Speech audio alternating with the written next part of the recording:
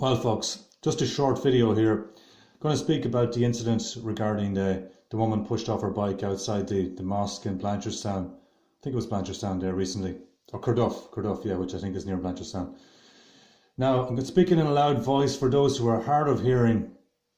And just a word, I know my voice, I'm actually have quite a loud, resonant voice in real life, deep voice.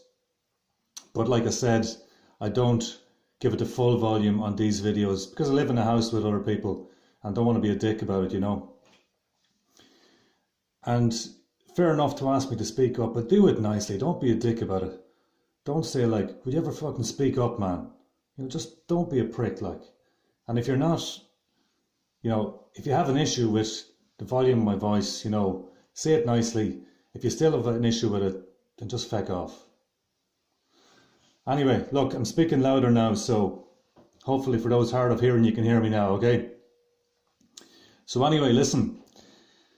The issue regarding that woman getting pushed off the bike outside Carduff Mosque is that, Ireland at the moment only has a very small Muslim population compared to most European countries. Now the problem in regards to Islam is that the more that you have in the country, the more, how do you say this? It's not just that they gain more confidence, but they actually become a bit more arrogant collectively as well. And it becomes a dominance factor as well, whereby they make more demands on the general public. So whether that be like in London, where you see them coming out into the street outside Finsbury Mosque on the prayer mats and disrupting traffic and everything. And as well, you have the call to prayer, which goes on in London and Paris and several other cities around Europe.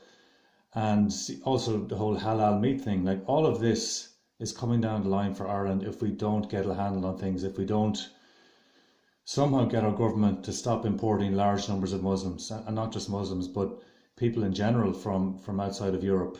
And you could add into that, we just need to generally slow down on immigration totally, because it's not good. It does dilute the national character. It undermines wages, puts more pressure on housing lists, and increases waiting times in the hospital, and all these kind of things.